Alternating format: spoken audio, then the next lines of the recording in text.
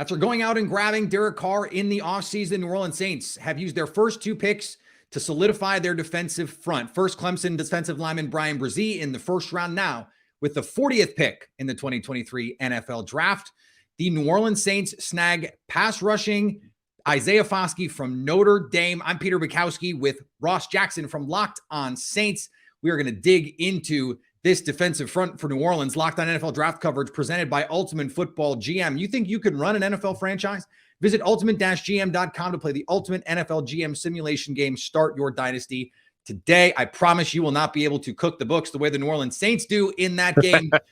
Ross, this is another pick on the defensive front for the New Orleans Saints. Clearly, they had a plan to boost this unit. What do they get from Isaiah Foskey here?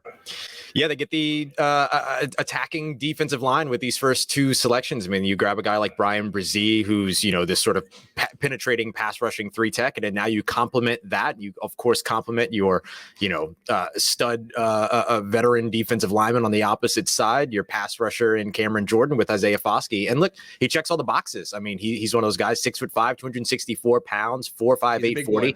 He's a big guy, but he's also fast. He's athletic. He can bend. He can get around the edge. He's a guy with, one of the qualities that I really enjoy about him actually is contact fumbles. 6 fumbles forced just a couple of years ago, led the FBS in that category, team captain, just checks all the boxes. And of course, he's the Notre Dame career sack leader as well with 26.5. So a good guy to bet on, especially at pick 40 for the New Orleans Saints that wanted to bolster that defensive line this offseason and have been able to do so thus far.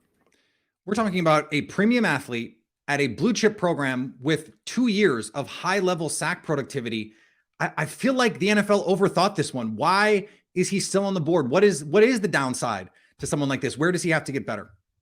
I wonder for a portion of it is the idea of size, right? For the New Orleans Saints, that's a benefit. They have a prototype that they really like, 6'3", 6'4", and above. 264 pounds is their average since Jeff Ireland came in over the course of the last few years.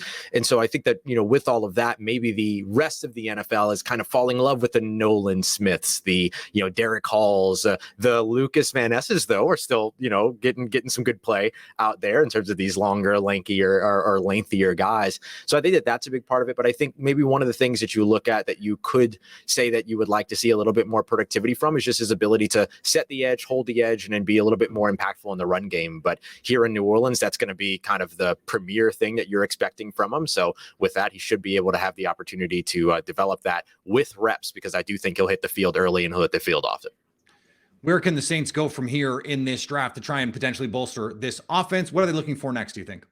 Yeah, I think you can stay in the trenches if you're New Orleans, whether that's at 71 or potentially even trading up from there. We'll see what they do. They like to be very athletic in the NFL draft. I think interior offensive line is still absolutely a spot that they could go. At the time that we're recording this, there's still some very good offensive linemen that are still out there. And then you can creep a little bit further down into the draft and find guys that would be viable, like NC State, Chandler Zavala. There's City So out of Eastern Michigan, a small school guy. So I think you can start to turn over to the defensive side, the offensive side, whether that's by bolstering the trenches, bolstering your blocking, and protecting your quarterback. Because one of the things that Dennis Allen did say in his post-day 1 press conference was, in terms of those premier positions that they like to address in the draft, protecting the quarterback, getting after the quarterback are 2 big points in that. And I think the other place maybe to watch out for would, of course, be running back, which is a spot where there's a very deep running back class where they could absolutely find a skill set that would be a benefit to them in 2023. A lot more to come from the New Orleans Saints in this draft. For more on their draft coverage and all things New Orleans Saints, subscribe to Locked On Saints on YouTube and wherever you get podcasts, part of the Locked On Podcast Network, your team every day. Thanks, Ross. Thank you.